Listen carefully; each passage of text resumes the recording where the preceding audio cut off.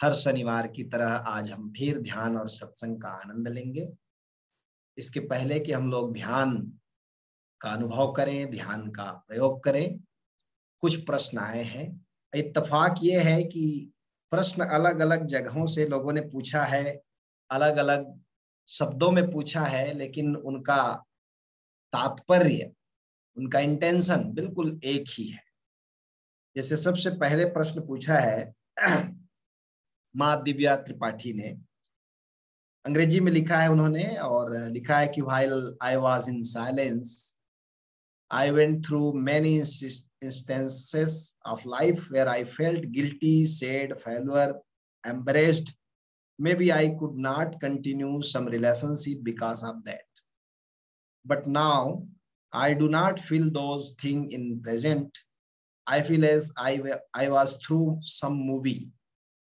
I am not sad about those things, sad enough to cry.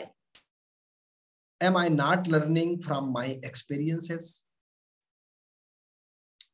कह रही कि क्या मैं अपने एक समय जब मैं मौन थी तो मैं बहुत सारे चरणों से गुजरी, जिसमें उदासी भी थी, असफलता भी थी, और भी तमाम तरह की चीजें थी, और इसके वजह से मैंने अपने कुछ रिश्ते भी खो दिए। लेकिन वर्तमान में अब मैं उन चीजों को महसूस नहीं करती, और मुझे ऐसा लगता है जैसे मेरी जिंदगी एक मूवी जैसी गुजर गई, एक सिनेमा के जैसे गुजर गई, और उन बातों से मैं दुखी भी अब नहीं हूं। क्या मैं अपने अनुभवों से नहीं सीख रही हूं? और इस पर मुझको मार्गदर्शन देने की कृपा करें। दो किस्म के लोग हैं दुनिया में। ज्यादातर आपने हमारे सदगुरु को प्रवचन करते हुए सुना होगा, तो वो जरूर इस पर प्रकाश डालते हैं कि पूरी दुनिया की जो आबादी है उसको दो तरह के लोगों में बांटा जा सकता है, और सभी बुद्ध पुरुषों ने बांटा है। भगवान कृष्ण ने भी गीता में कहा कि दो प्रकार के लोग हैं। भगवान कृष्ण उनके लिए शब्द देते हैं सत्व गुण, रजस गुण और तमस गुण। तीसरा सत्व गुण कल्टीवेट करना पड़ता है। यानी दो तरह के लोग जन्मजात पाए जाते हैं, रजस गुण वाले और तमस गुण वाले। आधुनिक मनोविज्ञान में जो लोग खोज करते हैं मन के संबंध में, वो भी कहते हैं कि दो तरह के लोग हैं। एक को कहते हैं वो बहिर्मुखी, एक्सट्रोवर्ट, और एक को कहते हैं इंट्रोवर्ट, अंतर्मुखी। मनोविज्ञान का शब्द है अंतर्मुखी, बहिर्मुखी। अध्यात्म का शब्द है रजस गुण, तमस गुण। जिसको भगवान कृष्ण रजस गुण वाले व्यक्ति कह रहे हैं, वो ज्यादातर मनोविज्ञान की भाषा में बहिर्मुखी लोग हैं, एक्सट्रोवर्ट लोग हैं। और जिसको भगवान कृष्ण तमस गुण वाले लोग कह रहे हैं, वो इंट्रोवर्ट लोग हैं। इनके जीवन की क्या विशेषता है? ज्यादातर जो लोग इंट्रोवर्ट होते हैं वो रिश्ते नाते को बहुत दूर तक नहीं निभा पाते। अंतर्मुखी हैं, उनको अकेला रहना अच्छा लगता है, अपने में डूबना अच्छा लगता है, उनके एकांत में कोई डिस्टर्ब ना करे ये उनको अच्छा लगता है। और कुछ तमस गुण वालों का कुछ दुर्गुण भी होता है, क्योंकि ये घोस्ट नेचर है। घोस्ट नेचर का मतलब होता है ईगो।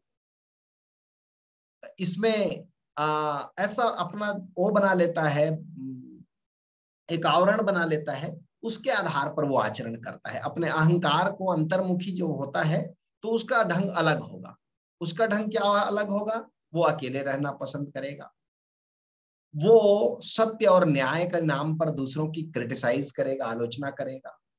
उसको दूसरे गलत लोग हैं, सब लोग गलत हैं, ये दिखाई पड़े, और दूसरों को गलत कहते हुए वो एक बात अचेतन रूप से सिद्ध करेगा कि मैं सही हूं। तो वो सबका न्यायाधीश जैसा बना रहेगा। परिवार में जी रहा है तो परिवार में हर आदमी परिवार में हर आदमी में उसको गलती कुछ न कुछ दिखाई पड़ेगी, समाज में गलत दिखाई पड़ेगा, और गलती के नाम पर वो सबकी आलोचना भी करेगा, क्रिटिसाइज भी करेगा, लड़ाई भी करेगा। और लड़ाई में शुरुआत भी यही आदमी करता है। ये तमस गुण वाला व्यक्ति का लक्षण है। धनी लोगों से ये व्यक्ति नाराज रहेगा, धन कमाने वालों को ये करप्ट समझेगा, इसका अपना तर्क जो है एक ही रहेगा कि दूसरे लोग गलत हैं, समाज गलत है, इसको सुधारना है, तो क्रिटिसाइज करेगा। ये तामसिक गुण का व्यक्ति का लक्षण है, इंट्रोवर्ट का लक्षण है। फिर इसके विपरीत जो है एक्सट्रोवर्ट लोग हैं। एक्सट्रोवर्ट लोग ज्यादा सामाजिक होंगे, ज्यादा रिलेशन निभाएंगे, ज्यादा रिश्ते नाते में जुड़े रहेंगे, मित्र मंडली बड़ी होगी, बहिर्मुखी हैं, लोगों से किसी न किसी भांति जुड़े रहेंगे, लेकिन दूसरों की बात ये लोग सुनते नहीं, अपना ही बोलते हैं। मैं, इनका मैं बड़ा प्रबल होता है, तो बोलते बहुत हैं लोग। और धन कमाने की इच्छुक भी यही लोग बहुत होते हैं, ज्यादा धनाकांक्षी होते हैं, अमीर बनने की चाहत होती है। सेवा शुश्रूषा करने में अव्वल होते हैं, दूसरों की सेवा करना, मदद करना, मिठाई बांटना, फूल देना, ये सब में उनको मजा आता है। कोई सेलिब्रेशन हो तो बढ़ चढ़ के भाग लेंगे। और एक इसकी दुविधा है कि ये व्यक्ति अकेले नहीं जी सकते, एकांत में बोर होंगे, डिप्रेस्ड महसूस करेंगे, एकांत इनके लिए काटेगा, ये इसका नेगेटिव पक्ष भी है। अब जो दिव्या ने पूछा है, इस सारे लक्षण को देखकर लगता है दिव्या इंट्रोवर्ट है। कह रही कि जब मैं मौन में थी तो मैंने कई जीवन के चरण ऐसे देखे कि जिसमें मैं दोषी भी बनी, असफल भी हुई, गिल्ट भी फील किया और उदास भी हुई, रिश्ते नाते भी खो दिए। ये इंट्रोवर्ट व्यक्ति के लक्षण है। धीरे धीरे उससे सब टूटने लगते हैं, धीरे धीरे सब उससे अलग हो जाते हैं।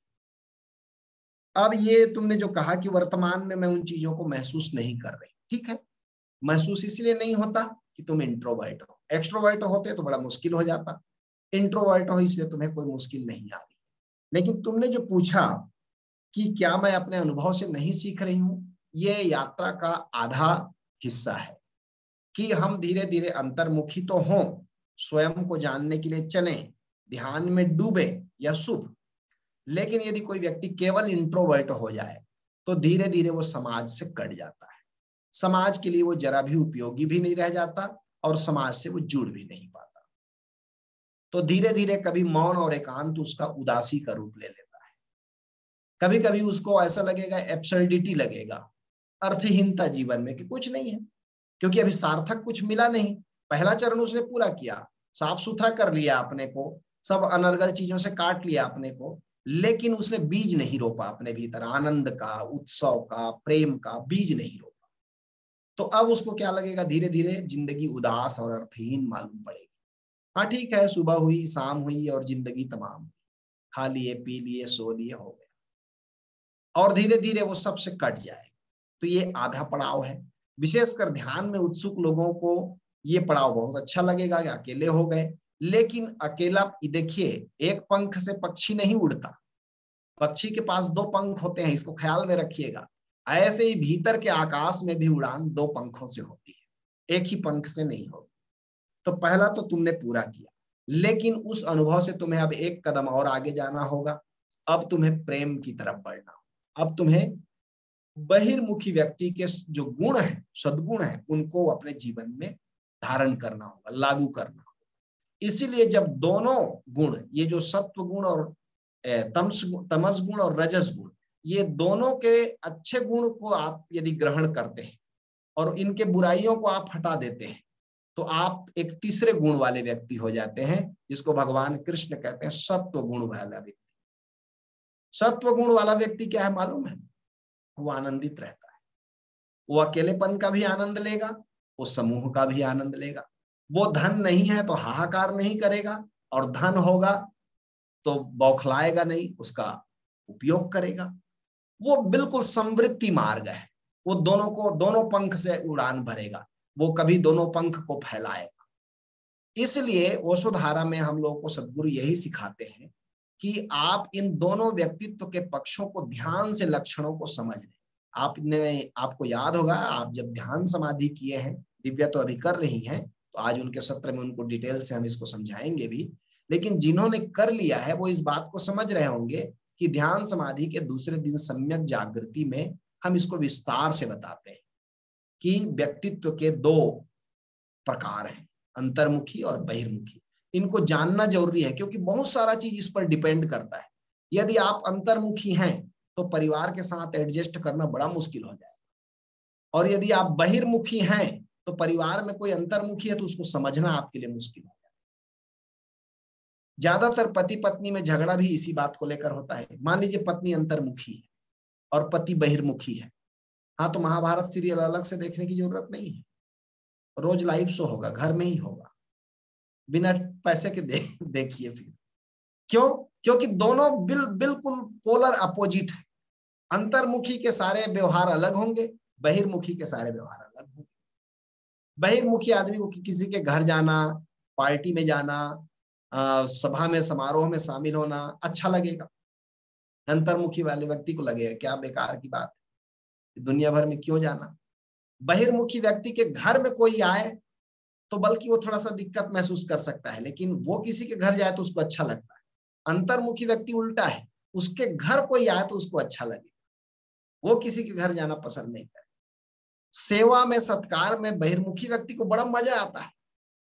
मान लो पत्नी बहिर्मुखी प्रवृत्ति की है तो वो घर भर की सेवा करेगी, पति की, बेटे की, बेटी की, मोजा तक को धोएगी, कपड़ा को भी प्रेस करेगी, सबकी सेवा करेगी, और ये भी कहती रहेगी कि मैं मर रही हूं सेवा कर करके। और सब लोग मानेंगे कि हाँ हम लोग कर लेंगे, तुम इतना मत करो, तो भी वो करेगी। नहीं तुम लोग क्या करोगे, इतने दिन से नहीं किया, अब क्या करोगे। लेकिन इन सब के बहाने वो सुपर बन रही है घर में कि देखो याद रखना, मेरे बिना तुम लोग जी नहीं पाओगे। ये जताती रहेगी परोक्ष रूप से, प्रकारांतर रूप से, कि तुम्हारा मोजा, तुम्हारा नाश्ता, तुम्हारा कपड़ा मैं ही करती हूं, बेटे का, बेटी का, पति का। तो वो अपने को बिल्कुल गला देगी, अपने को ही सता लेगी, लेकिन एक भीतर भीतर उसको रस आ रहा है कि कई लोग मेरे ऊपर जी रहे हैं, मैं न रहूंगी तो इनका क्या होगा। तो इससे अहंकार को बड़ा मजा आता है। सेवा के बहाने भी, शुश्रूषा के बहाने भी, अब इसमें कुछ बुराई भी नहीं मालूम पड़ेगी। इसीलिए आप देखना जब बेटा बड़ा हो जाता है, अब बेटे की शादी हो गई और नई बहू आ गई घर, अब उसने चार्ज ले लिया मोजा धोने का, कपड़ा प्रेस करने का, अब सारा चार्ज उसने ले लिया। उस दिन माँ को जितना दुख होता है उस दिन और उससे बड़ा दुख और नहीं होता, क्योंकि उसका एक तरह से रिटायरमेंट हो गया, और रिटायरमेंट के बाद उसने कुछ सोचा नहीं था, अब बेटा उसके ऊपर डिपेंड नहीं है। तो इसीलिए जो सास होती है ना, उसको बहुत सी ईर्ष्या इसीलिए होती है कि इसी के आने से सब ढंग ढांचा बदला। ये जो मेरे ऊपर जी रहे थे, इन लोगों ने अचानक दूसरी पार्टी ज्वाइन कर ली, ऐसा लगता है। तो माँ को बौखलाहट होती है। मनोवैज्ञानिक ढंग से इसी ढंग से मनोवैज्ञानिक इसका विश्लेषण करते हैं। तो बहिर्मुखी व्यक्ति और अंतर्मुखी व्यक्ति साथ साथ रहना मुश्किल। और एक मजेदार बात, दुनिया में प्रेम भी जो होता है, लव अफेयर्स भी होते हैं, मनोवैज्ञानिक कहते हैं वो दोनों पोलर अपोजिट के बीच में ही होते हैं। ज्यादातर प्रेम संबंध जो बनते हैं वो ये अंतर्मुखी और बहिर्मुखी व्यक्ति के बीच ही बनते हैं। क्यों? क्योंकि दोनों में जो मुझ में गुण नहीं है वो दूसरे में दिखता है। अब अंतर्मुखी व्यक्ति को सेवा करवाना अच्छा लगता है और बहिर्मुखी व्यक्ति को सेवा करना अच्छा लगता है। तो राम मिलाई जोड़ी, एक अंधा और एक कोढ़ी, बिल्कुल ठीक जमती है बात, तो प्रेम हो जाता है। तो प्रेम तक तो ठीक है, अपोजिट है इसलिए प्रेम होगा। लेकिन मान लो इन दोनों ने विवाह कर लिया, अब शादी कर ली, हाँ तो अब झंझट होगा, साथ में रहना मुश्किल है। प्रेम करना आसान है, साथ में रहना मुश्किल है।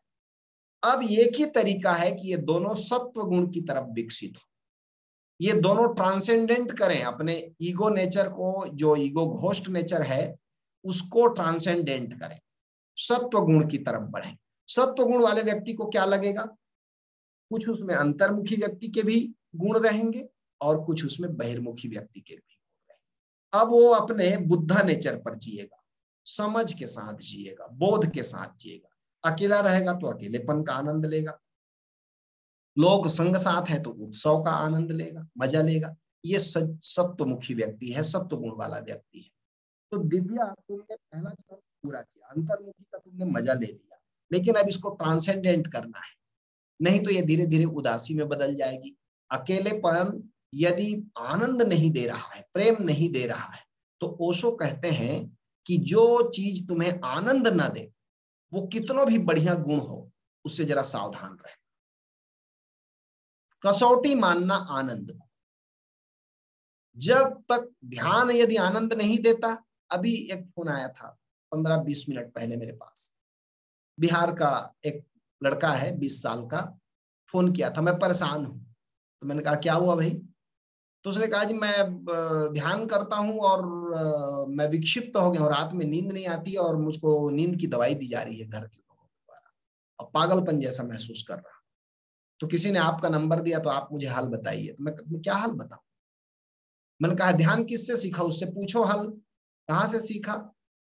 तो बोले नहीं, वो तो मैंने इंटरनेट में, एक यूट्यूब वाले बाबा थे कोई, यूट्यूब में बोले थे कि ऐसा ऐसा करने से संबोधि मिलती है, तो मैं कर लिया उसको। मैं कहा उसी बाबा को ढूंढो, पकड़ो, गर्दन में उलझ जाओ उसके, कि तुम इंटरनेट में डाले हो, तुमको मैं फॉलो करके ये सब उपद्रव में फंस गया हूँ।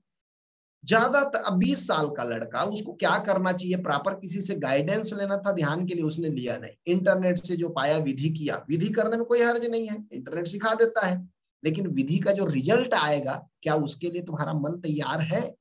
क्या उसको बर्दाश्त करने की क्षमता है? यदि नहीं है, तो ज्यादातर ध्यान करने वाले लोग विक्षिप्त होते हैं, क्योंकि उन्होंने ध्यान की विधि तो पकड़ ली, ओशो की किताबों में उपलब्ध है विधियां, सारी विधियां ओशो की किताबों में है, पढ़ लीजिए और करिए। लेकिन याद रखिए, रिजल्ट जब आएगा, तो रिजल्ट आपके चाहे अनुसार नहीं आएगा। कोई संबोधि नाचते हुए नहीं आएगी कि मैं संबोधि हूं, लो तुमको घट गई, मजा करो, ऐसा नहीं आएगा।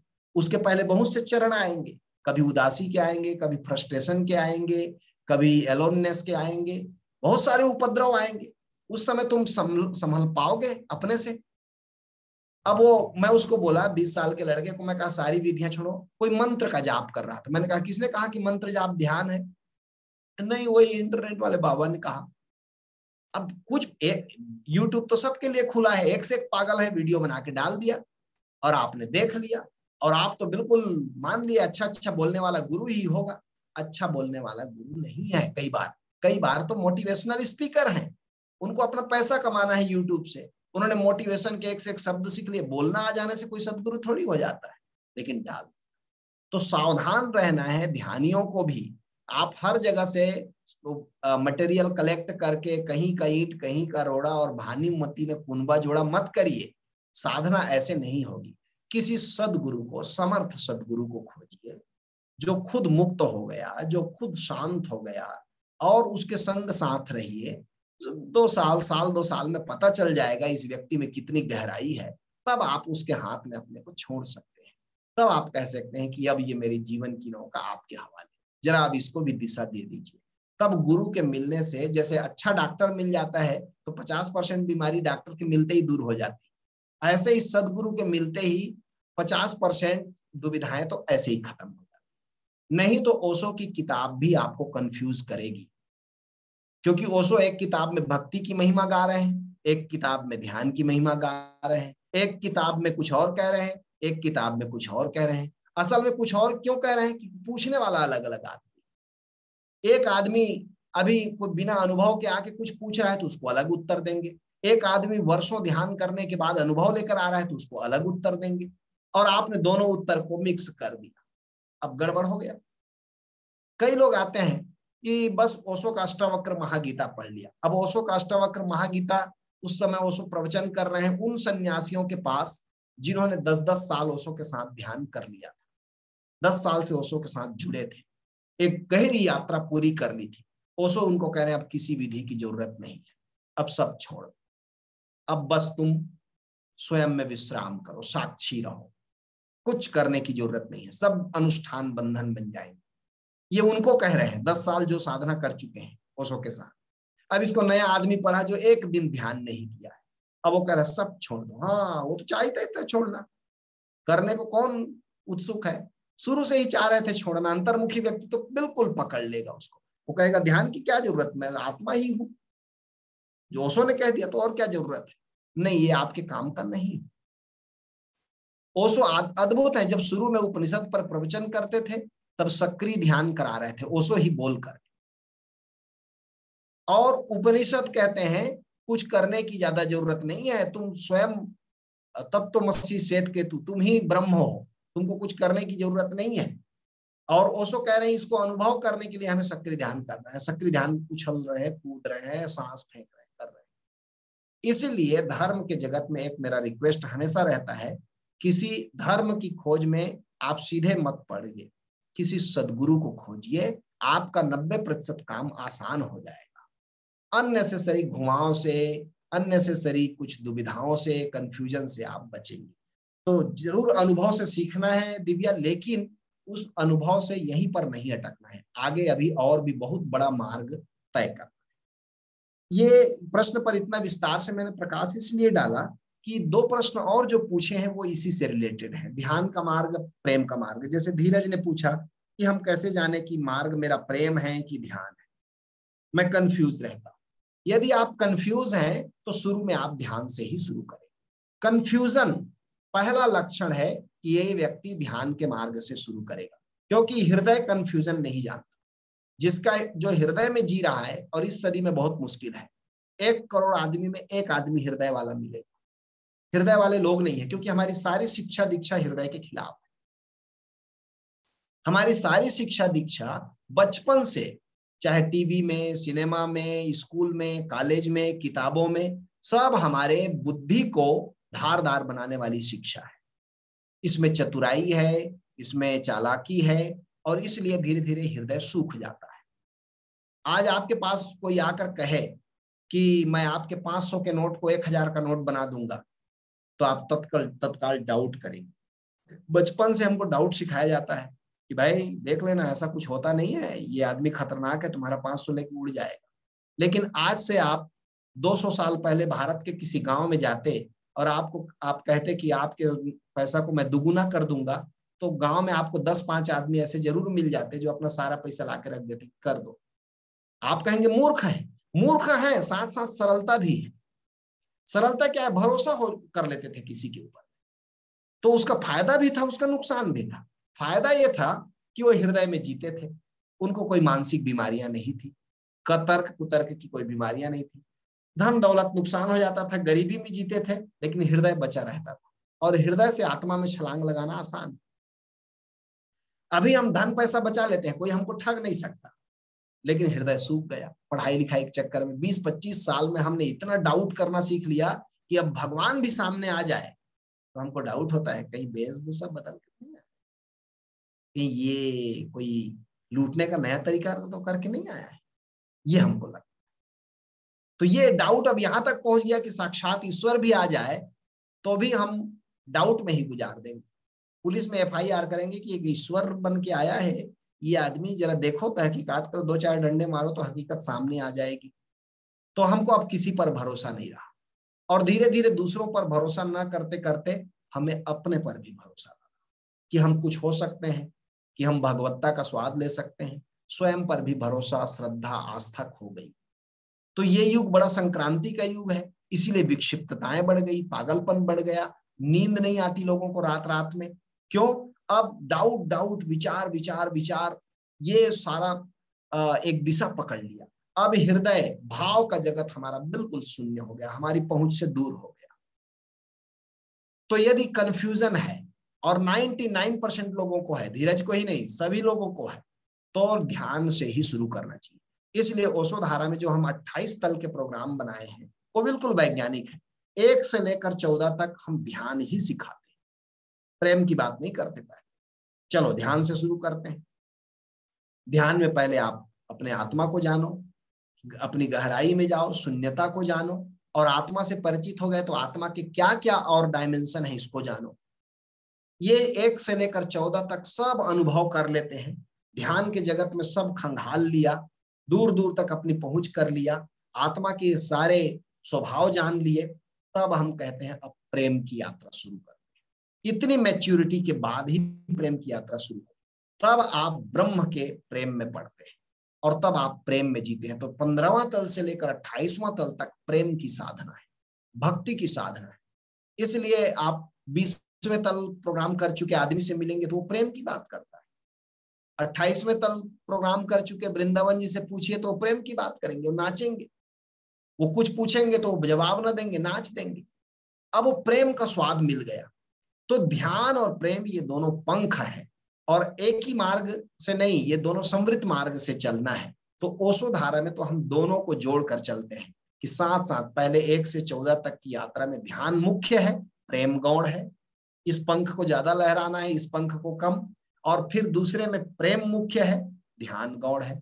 और फिर इन दोनों को ट्रांसेंडेंट करके आप समझ जाते हैं कि ध्यान और प्रेम दोनों पंख समान रूप से मूल्यवान है, और परमात्मा के अनंत आकाश में दोनों पंखों से आप उड़ान भरते हैं। इसलिए शुरुआत ध्यान से करनी है, लेकिन इन सब की शुरुआत में एक ऐसा काउंसलर, एक ऐसा गाइड, एक ऐसा सदगुरु, एक ऐसा मास्टर खोजिए जो जिस पर आप भरोसा कर सकें, जिसके चरणों में बैठकर सीखने की लिए आप तैयारी कर सकें।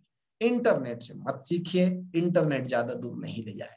और ओशो की किताबें भी धीरज भाई तब तक काम आएंगी जब जितना ज्यादा आप अनुभव करेंगे।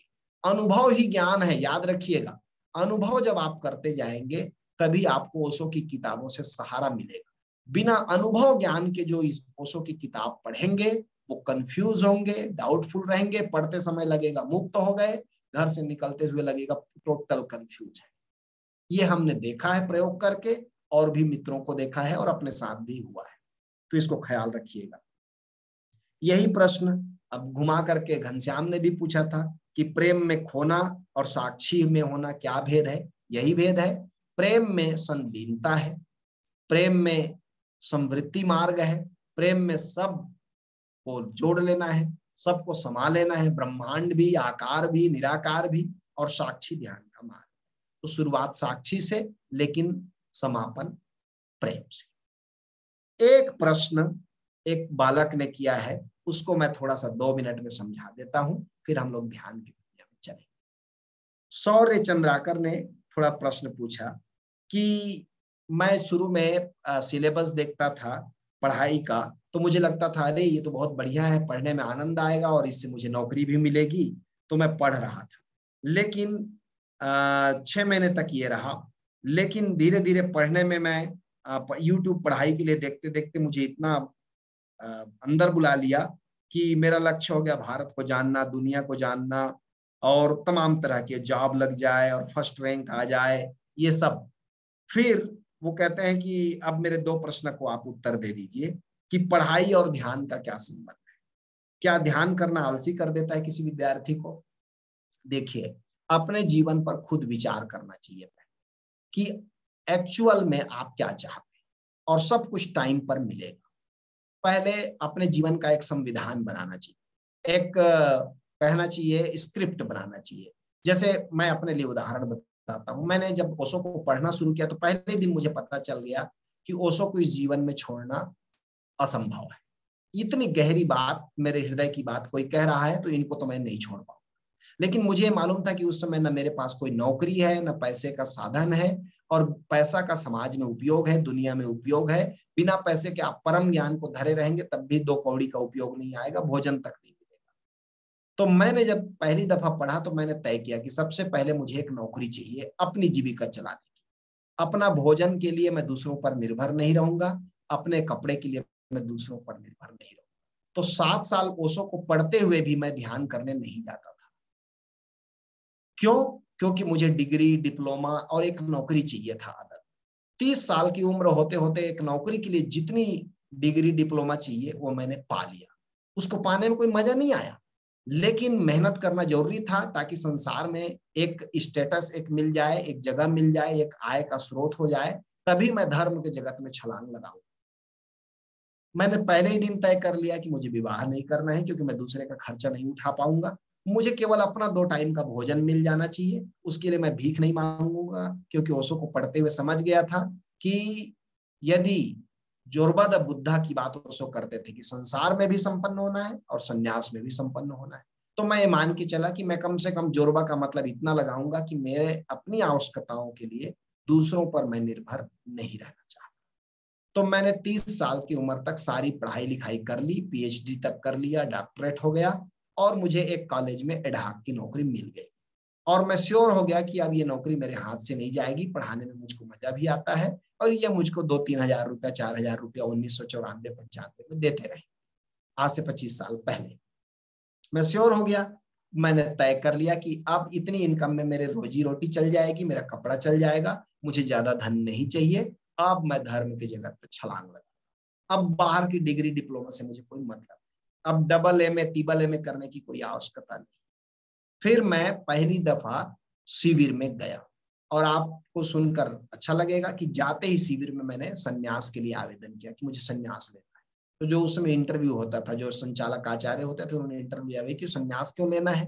मैंने कहा सब मैं तैयारी करके आया हूँ, मैं 5-6 साल ओशो को पढ़ चुका और मुझे ओशो का संन्यास चाहिए और मुझे ध्यान में कुछ गति करना है, ध्यान क्या है इसको सीखना है, तो ये मैंने पूरा कर लिया है, अब आप मुझे सिखा दीजिए। तो मैंने पहले ही शिविर में ध्यान।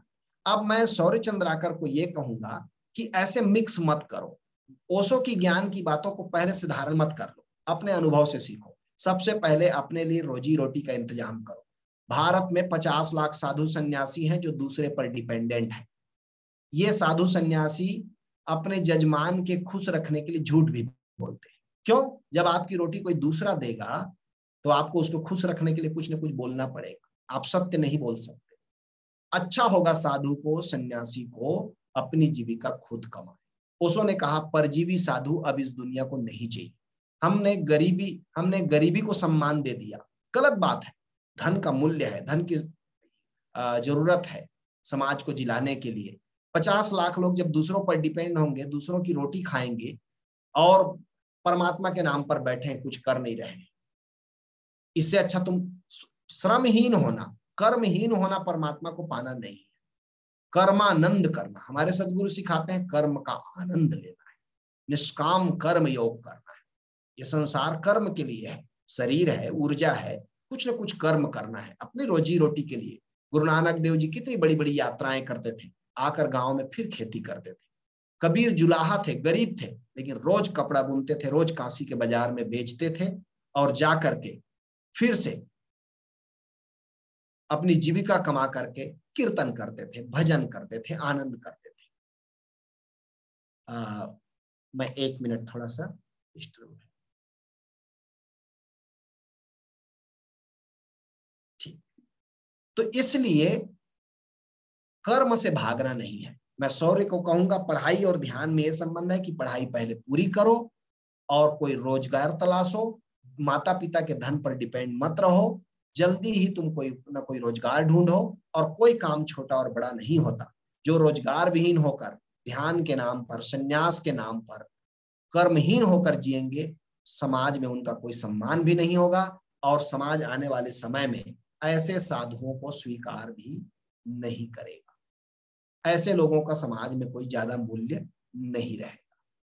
तो हमें ऐसा ध्यान नहीं चाहिए जो हमें धीरे धीरे अकर्मण्य बना दे। दूसरी बात, आपने पूछा है कैसे पढ़ा जाए कि आनंद आए।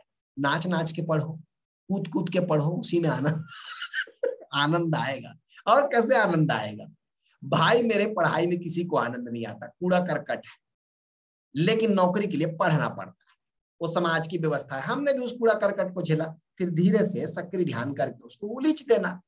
लेकिन अभी उस परीक्षा के लिए, कंपटीशन एग्जाम के लिए उस कूड़ा करकट को पढ़ना पड़ता है कि फ्रांस की राजधानी कहाँ है, सोवियत रूस की राजधानी कहाँ है। हमको क्या मतलब किसी की राजधानी कहाँ है, लेकिन पढ़ना पड़ता है क्योंकि परीक्षा वही लोग लेंगे, उसी की परीक्षा होगी कि फलाना झरना कहाँ है, फलाना झील कहाँ है, फलाना पहाड़ कहाँ है। इसको याद करो, रटो और उगल के भूल जाओ।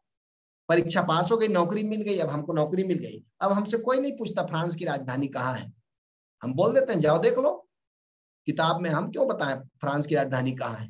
हमको तो जो पढ़ाना है, कबीर को, सूरदास जी को, तुलसीदास जी को पढ़ा के मजा ले लेते हैं।